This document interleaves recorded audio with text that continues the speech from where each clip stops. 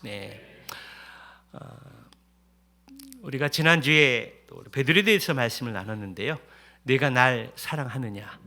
주님, 제가 주님 사랑하시는 것을 주님이 아십니다. 내 양을 먹이라. 그 말씀을 들었습니다. 그리고 오늘 이어서 베드로는 이제 주님이 주신 그 사명을 감당하고 도망쳐 나왔던 예루살렘으로 다시 들어가서 복음의 말씀을 들고 이렇게 사역하는 장면이 오늘 본문의 말씀의 내용입니다. 내가 날 사랑하느냐? 주님, 제가 주님 사랑하시는 것을 주님께서 아십니다. 내 양을 먹이라.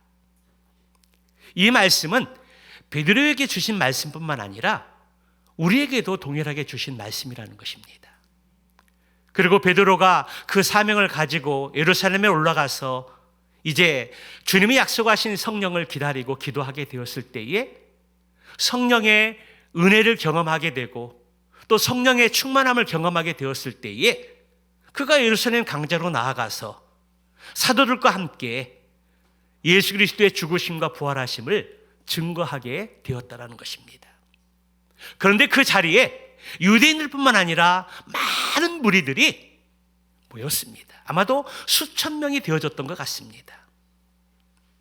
그때 베드로가 설교하면서 그런 말씀을 전합니다. 바로 너희들 유대인들이 예수 그리스도를 십자가에 못 박혀 죽게 했다라는 것입니다. 그러나 하나님께서 우리 예수님을 주와 그리스도가 되게 하셨다라고 설교의 말씀을 전했습니다. 그때 그 말을 들은 유대인들과 많은 무리들이 오늘 본문의 말씀에 보니까 어떤 반응을 나타내고 있습니까? 37절의 말씀에 보니까 그들이 이 말을 듣고 마음에 찔려 베드로와 다른 사도들에게 물어 이르되 형제들아 우리가 어찌 할꼬 하거늘. 무리들이 반응을 보인 첫 번째는 마음에 찔렸다라는 것입니다.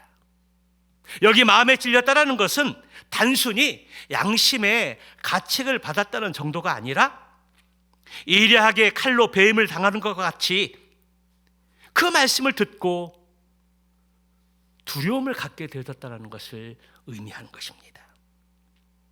하나님의 말씀은 살았고 활동력이 있어서 양쪽의 날이 선 어떤 그 검보다 예리하여 우리의 영과 혼과 관절과 골수를 찔러 쪼개고 사람들의 마음속에 깊은 마음과 생각까지 알아내는 능력이 있습니다. 성령이 감동하시고 하나님의 말씀이 역사하게 되었을 때에 베드로의 설교를 듣는 많은 유대인들과 무리들이 마음에 찔림을 받게 되어졌다는 것입니다. 여러분, 이 강단에서 하나님의 말씀이 선포될 때에 여러분들의 마음은 어떻습니까? 하나님의 말씀이 선포될 때에 여러분의 마음 가운데 성령의 조명하심을 통해서 마음의 찔림들이 있습니까? 지난주 말씀을 통해서 내가 한 주간 그 말씀을 묵상하며 한 주간 동안 어떻게 말씀을 살 것인가? 내가 예수님을 진정 사랑하고 있는가? 사랑하고 있다면 부활에 증인된 삶을 사는 것이 합당한 것인데 그렇게 살지 못한 것 때문에 마음에 찔림들이 있습니까? 오늘 베드로와 여러 사도들이 하나님의 말씀을 증거할 때에 그 말씀을 듣고 마음에 찔림을 받게 되어졌다고 말씀하고 있습니다. 두 번째 나타난 반응은 우리가 어찌할꼬입니다. 마음에 찔림을 받은 많은 무리들이 우리가 어떻게 하면 좋겠습니까? 라고 이야기하는 것입니다. 나의 감정을 숨길 수가 없었고 그래서 나의 그 정체가 드러났다는 것입니다. 성령을 못 오겠고 예수님을 십자가에 못 박은 자들이 바로 자신이라던 것을 깨닫게 되었을 때에 외마디 비명처럼 우리가 어떻게 하면 좋겠습니까? 라고 그렇게 묻고 있는 것입니다. 불과 그들은 몇 주 전에 예수님을 경멸하고 조롱했습니다. 그리고 예수님을 로마에 고소했던 자들입니다. 그리고 메시아신 예수님보다 살인자를 원했던 사람들입니다.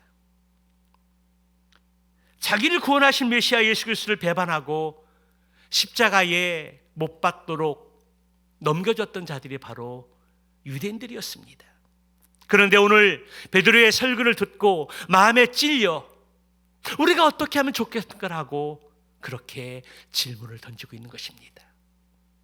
여러분, 어떻게 이런 일들이 일어날 수 있습니까? 그들에게 어떤 일들이 있었기에 이런 엄청난 일들이 벌어지고 있는 것입니까?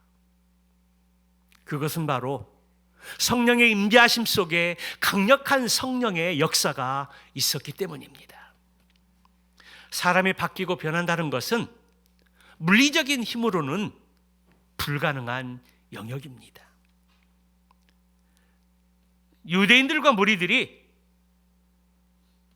베드로의 전하는 말씀을 듣고 성령의 강력한 역사하심을 통해서 그들의 마음이 움직이고 그들이 변하기 시작했다라는 것입니다.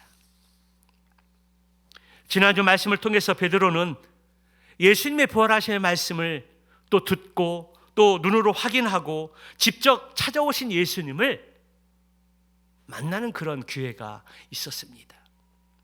그렇음에도 불구하고 삶의 방향을 찾지 못하고 생계를 유지하기 위해서 다시 고향으로 돌아가서 어부의 생활을 다시 시작했던 것입니다. 그런 베드로가 다시 부활하신 예수를 만나게 되고 내가 나를 사랑하느냐? 세 번의 질문을 통해서 베드로는 동일하게 주님, 제가 주님을 사랑하는 것을 주님께서 아십니다. 그러한 믿음의 고백을 드리게 되었을 때에 우리 주님께서 베드로에게 내 양을 먹이라, 그러한 거룩한 사명을 주셨던 것입니다. 베드로는 예수님이 주신 내 양을 먹이라는 그 사명을 받고 두려움 가운데 도망쳤던 예루살렘으로 다시 돌아가서 주님이 약속하신 성령을 기다리게 됩니다. 마가의 다락방에서 120명의 제자들이 함께 한 마음으로 주님이 약속하신 성령을 기다리게 되었을 때에 오순절 날에 주님이 부활하신 그 이후에 50일이 되어진 시점에서 성령의 강력한 임재하심을 경험하게 됩니다. 그리고 성령의 충만함을 경험한 그 이후에 그들이 담대함을 가지고 예루살렘 광장에 나아가서 하나님의 말씀을 증거합니다. 예수 그리스도가 십자가에 못 박혀 죽으신 예수 그리스도가 바로 너희들이라는 것입니다. 그러나 하나님께서 예수님을 주와 그리스도로 다시 살리셨더라고 선포했습니다. 여러분, 겁장의 베드로가 성격 급한 행동, 말보다는 또 행동이 앞섰던 이 베드로가 성령을 경험을 하고 성령의 충만을 받게 되었을 때에 예수 그리스도의 십자가의 복음을 증거하는 놀라운 변화의 은혜를 경험했습니다. 그리고 이 말씀을 들은 그 무리들이 그 말씀을 듣고 마음에 찔림을 받고 깨닫게 되었을 때에 우리가 어떻게 하면 좋겠습니까? 라고 질문을 던지는 것이었습니다. 그때 베드로는 그들의 질문을 받고 피를 토하는 심정으로 이렇게 외칩니다. 38절의 말씀에 보게 되면 너희가 회개하여 각각 예수 그리스도의 이름으로 침례를 받고 죄 사함을 받으라. 그리하면 성령의 선물을 받으리라. 여러분, 베드로가 그들에게 제시한 해결책이 무엇입니까? 첫째는 회개하고 죄 사함을 받으라는 것입니다. 여기 회개한다는 이 의미는 방향 전환을 의미합니다. 하나님을 떠났던 마음이 다시 하나님께 돌아오는 것을 의미한다는 것입니다. 진정한 회개는 잠시 마음으로 후회하는 것이 아닙니다. 후회하는 정도가 아니라는 것입니다. 입술로만 잘못을 고백했다고 말하는 것도 아니라는 것입니다. 회개는 돌이키는 것이요, 그리고 전인격적으로 변화되는 것을 말하는 것입니다. 말과 행동이 바뀌는 것이요, 삶의 목적이 나로부터 주님께로 바뀌어지는 것이 진정한 회개의 모습입니다. 말라기 선지자 이후에 400년 동안 하나님의 계시가 사라지고, 그리고 하나님의 말씀이 끊겼을 때에, 끊긴 그 이후에 침례 요한이 등장을 합니다. 그리고 침례 요한이 등장해서 가장 먼저 선포한 메시지가 무엇입니까? 회개하라. 우리 예수님께서도 공생의 사역을 시작하면서 가장 먼저 선포한 말씀이 있다면 그것은 회개하라, 천국이 가까이 왔느니라는 메시지였습니다. 그렇습니다. 회개는 기독교의 가장 중요한 핵심 메시지입니다. 여러분, 왜 회개의 메시지가 중요할까요? 철저한 회개 없이는 하나님께로 나아갈 수 없기 때문입니다. 참된 회개가 없이는, 방향 전환이 없이는 진정한 변화를 경험할 수 없기 때문입니다. 그래서 사도행전 3장 19절의 말씀에 보면 여러분은 회개하고 하나님께 돌아오십시오. 그리하면 여러분의 죄는 씻음 받을 것입니다. 참된 회개를 통해서 우리가 죄 사함을 얻고 의롭게 된다는 사실들을 말씀하고 있는 것입니다. 성경에서 죄를 말할 때는 원죄와 자범죄를 이야기합니다. 아담이 하나님께 불순종해서 범죄하게 되었을 때 죄가 세상에 들어왔고, 이 세상에 태어나는 모든 인간들은 그러한 원죄를 가지게 됩니다. 그리고 우리가 지난주에 말씀을 새벽기도 시간에 나눴던 것처럼 알고 모르고 지은 죄들, 실수로 또 무지해서 지은 죄들도 있고 고의적으로 지은 죄들도 많이 있는데, 그 중에 하나가 자범죄입니다. 알고 지우고 모르고 지은 죄들.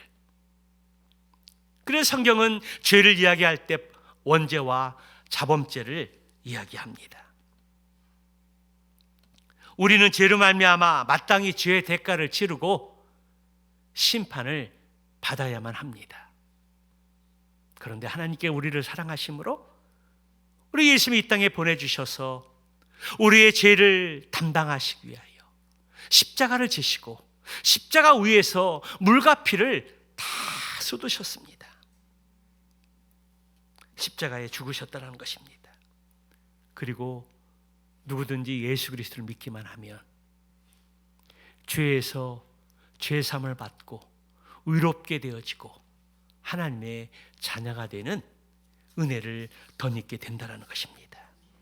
예수님의 죽으심과 부활하심을 믿으면 우리의 죄를 그리스도의 보혈의 피로 덮어주시고 가려주시고 씻어준다는 말씀입니다. 이것이 바로 하나님의 은혜요 선물이라는 것입니다. 사랑하는 성도 여러분, 오늘 예배 가운데 살아계신 하나님을 만나고 하나님의 주시고자 원하시는 은혜를 경험하고자 원하십니까? 그렇다면 한 주간 삶을 점검해 보면서 우리가 온전히 하나님 앞에 나아가는데 장막이 있고 걸림돌이 있다면 먼저 우리는 그것을 자백하고 회개해야 합니다. 우리가 하나님 앞에 죄를 가지고 나아가면 하나님은 우리에게 드리는 예배를 드릴 수 없습니다. 은혜를 경험할 수 없다는 것입니다.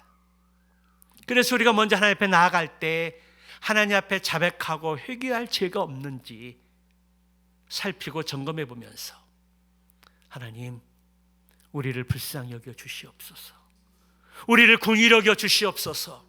우리가 하나님 앞에 나아가는데 장막이나 걸림돌을 예수님의 보혈의 피로 제거해 주시고 깨끗한 마음으로 예배자로 나아갈 수 있도록 하나님 도와주시옵소서. 이러한 자백과 회개를 통해서 하나님의 관계를 회복하고 나아갈 때 하나님이 부어주시는 은혜를 경험할 수 있다는 것입니다. 오늘 저와 여러분들이 이러한 은혜를 덧입고 예배하는 가운데 하나님의 은혜를 경험하고 그 은혜를 증거하며 살 수 있는 저와 여러분들의 삶이 되시기를 축복합니다. 두 번째로 침례를 받으라는 것입니다. 침례는 복음의 핵심인 죽으심과 또 장사됨과 부활하심이 가장 잘 나타나는 상징적인 행위입니다. 침례 의식을 진행하게 될 때에 물속으로 잠기는 것은 죽음을 의미하고요, 물속에 잠깐 머무는 것은 장사를 의미하는 것이고, 또 물속에서 올라올 때는 새 생명이 부여되는 것을 상징하는 의식입니다. 세례 의식을 통해서 물을 조금 머리 위에 뿌리고 하는 세례 의식이 아니라 온전히 우리의 몸이, 우리의 죄된 몸이 물속에 들어갔다가 머물고 올라오는 죽음과 장사와 이 부활, 새 생명을 부여받는 상징적인 의미가 담겨 있는 이 침례 의식이 얼마나 중요한지 모릅니다. 그래서 우리는 이 침례 의식에 순종한다는 것은 세상뿐만 아니라 이전의 죄와 이전의 삶에 대해서 죽음을 고백하고 그리고 새 생명으로 거듭나서 그리스도 안에서 주님과 함께 새로운 삶을 살겠다라고 하는 믿음의 고백이 담겨져 있는 의식입니다. 바울은 로마서 6장 5절 말씀 이하를 통해서 침례의 의미를 그리스도와 온전한 연합으로 말씀하고 있습니다. 침례를 통해서 그리스도와 온전한 연합을 경험하게 되는 자는 주님과 동행하는 삶을 살게 되는데, 바울은 갈라디아서 2장 20절의 말씀을 통해서 이렇게 고백합니다. 내가 그리스도와 함께 십자가에 못 박혀 죽었나니 이제는 내가 산 것이 아니요 오직 내 안에 그리스도께서 사신 것이라. 이제 내가 육체 가운데 사는 것은 나를 사랑하사 나를 위하여 자기를 버리신 하나님의 아들을 믿는 믿음 안에서 사는 것이라. 나의 옛 모습이 십자가에 못 박히고 이제 옛사람은 죽고 새 생명을 부여받아서 주님과 연합하고 동행하는 삶을 의미하는 것입니다. 이러한 삶이 바로 회개를 통해서 죄사함을 받고 침례를 받게 될 때에 온전한 연합을 이루어 우리의 인생의 목적이 내 자신에서 예수님께로 전환되고 바뀌는 삶을 의미하는 것입니다. 세 번째로 성령을 받으라는 것입니다. 성령을 선물로 받으라는 것입니다. 우리가 회개하고 제사함을 받은 그 이후에 침례를 받았다고 해서 우리의 삶이 순식간에 바뀌는 것은 아니라는 것입니다. 우리가 회개하고 제사함을 받은 그 이후에 침례를 받았으면 성령의 충만한 삶을 살아야 합니다. 우리가 예수님을 구주로 믿게 될 때 성령의 내주하심을 우리가 경험하게 되고 이루어지고 성령 하나님이 우리 가운데 거하시게 되는 은혜를 경험하게 되는데요, 우리 주님께서 믿는 자들에게 성령을 받으라, 그렇게 말씀하시는 이유가 무엇일까요? 그것은 우리가 성령을 받게 되면 성령의 역사를 통해서 구원의 은혜가 이루어지기 때문입니다. 우리가 복음을 듣고 예수님을 인생의 구주로 우리의 주로 영접하게 될 때 성령의 역사하심을 통해서 우리의 마음이 열리고 또 입을 열어서 예수님을 구주로 주인으로 모셔드리고 받아들이게 된다는 것입니다. 그 모든 과정들이 다 성령의 임재와 역사가 담겨져 있는 그러한 모습입니다. 그래서 사도 바울은 너희가 믿을 때 성령을 받았느냐? 그렇게 질문을 던졌습니다. 너희들이 예수를 믿는다고 하는데 그렇다면 너희가 믿을 때 성령을 받았느냐? 참으로 중요한 질문입니다. 여러분들이 예수를 믿을 때 정말 성령을 선물로 받았습니까? 정말 믿을 때 성령을 받았습니까? 그렇다면 우리가 믿을 때 성령을 받았다고 하는데 성령 받은 것을 어떻게 증명할 수 있습니까? 많은 요소들이 있지만 그 많은 요소들 가운데 중요한 것은 삶의 변화입니다. 삶의 변화를 통해서 열매 맺는 삶이라는 것입니다. 우리가 성령을 받았다고 말할 때 삶의 변화와 또 열매를 추구하는 삶이라는 것입니다. 우리가 성령을 받기 이전에는 예배가 지루하고 억지로 드리는 경우들이 많이 있었습니다. 그러나 성령을 받고서는 예배의 생각이 달라진다는 것입니다. 그래서 예배가 기다려지고 예배를 사모하게 되고 우리의 삶의 가장 큰 중심이 예배의 삶이라는 것을 깨닫게 된다라는 것입니다. 또 지금까지는 세상에서 인정받고 명예를 추구하고 돈 버는 것이 삶의 궁극적인 목적이었지만 그러나 성령을 체험한 그 이후에는 우리가 먹고 마시는 것보다는 하나님의 나라와 의를 구하는 것이 삶의 우선순위로 바뀌고 인생의 목적이 하나님께 영광 돌리는 삶으로 변화되어지는 것을 의미하는 것입니다. 그렇습니다. 예수님을 구주로 믿고 주인으로 모신 사람들은 이미 하나님이 주시는 성령을 선물로 받았다는 것입니다. 그리고 우리가 성령을 받았으면 성령 받는 것으로 끝나지 않고 날마다 우리의 삶 가운데 성령의 충만함을 사모하고 성령을 구하는 가운데 성령님 우리의 삶을 다스리고 주관하셔서 우리의 삶의 방향이 주님께로 향하여 갈 수 있도록 해야 하고 우리의 삶의 변화를 통해서 열매 맺는 삶을 추구하는 삶을 살아가게 된다는 것입니다. 그래서 성령을 받는 것이 너무나 중요하고 성령 받았으면 성령의 충만한 삶을 사는 것이 우리에게 참으로 중요한 것입니다. 마지막으로 패역한 세대에서 구원을 받으라는 것입니다. 여기 패역한 세대라는 이 의미는 삐뚤어진 세대 그리고 타락한 세대를 가리킵니다. 여러분, 이 패역한 세대에서 우리의 삶이 패역한 세대에 휩쓸리지 않으려면 어떻게 해야 될까요? 우리의 삶의 가치관이 세상의 가치관에서 성경적인 가치관으로 바뀌고 변화되어야 합니다. 무엇을 선택하고 결정할 때에 나의 지식과 경험과 그리고 힘을 앞세우기보다는 성경에서 어떻게 말씀하고 있는지 예수님이라면 어떻게 할 것이 지금 이 상황에서 선택하고 결정할 때 예수님이라면 과연 어떻게 하셨을까? 우리의 선택과 기준이 성경으로 돌아가고 예수님으로 돌아가는 것이라고 말씀하는 것입니다. 그리고 이 세상에서 가장 중요한 것이 생명인데 그 영혼의 문제를 어디에 근거를 두고 확신할 것인가?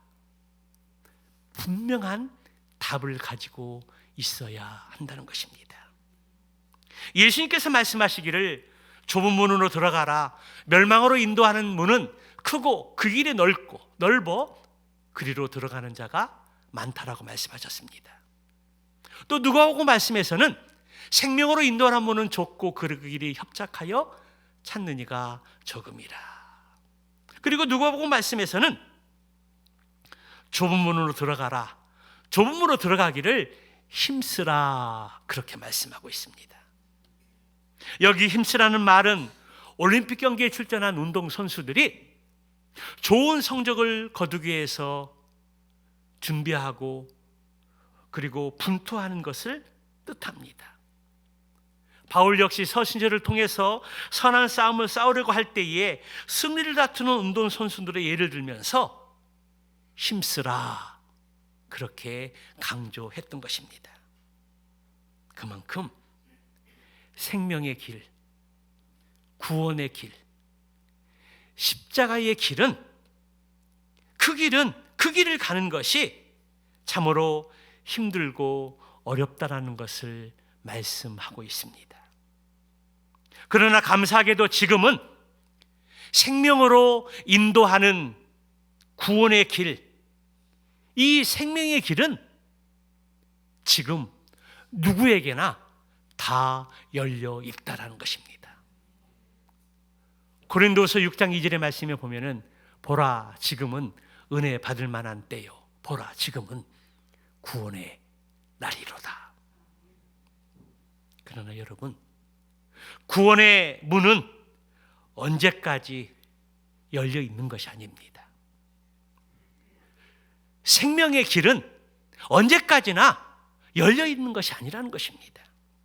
더 늦기 전에 그 문이 굳게 닫히기 전에 예수님이 이 땅에 다시 오시기 전에 복음의 말씀을 듣고 죄를 회개하며 제사함을 받고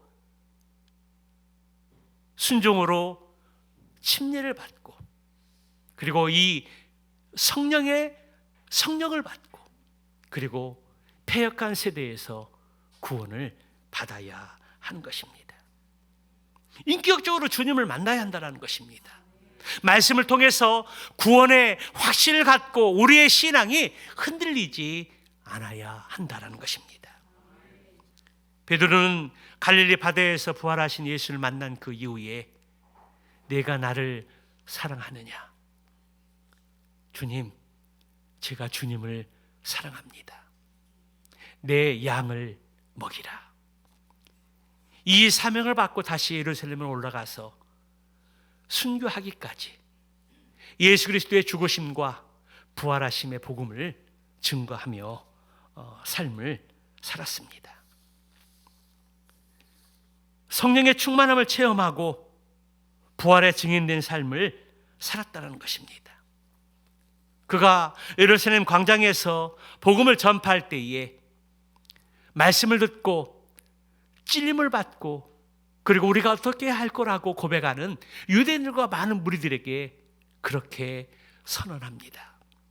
회개하라. 예수님의 이름으로 침례를 받고 죄 사함을 받으라. 성령을 선물로 받으라. 그리고 패역한 이 세대에서 구원을 받으라. 그렇게 외쳤습니다. 그때 베드로의 말을 듣고 그 복음의 말씀을 받아들이고 침례를 받은 제자의 수가 자그마치 3,000명이 되었다라고 성경은 증언하고 있습니다. 사랑하는 성도 여러분, 예수님을 사랑하십니까? 정말 예수님을 사랑하십니까? 그것이 어떻게 증명될 수 있습니까?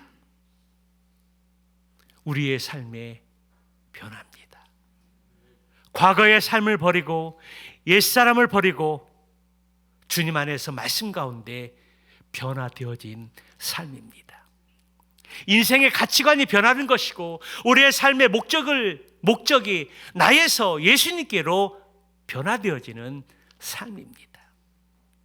그리고 우리의 삶의 중심이 예배 중심이고 하나님 중심이고 부활의 증인된 삶의 중심으로 바뀌는 것이 주님을 사랑한다고 고백한 제자들의 모습이고 우리의 모습이 되어야 한다는 것입니다.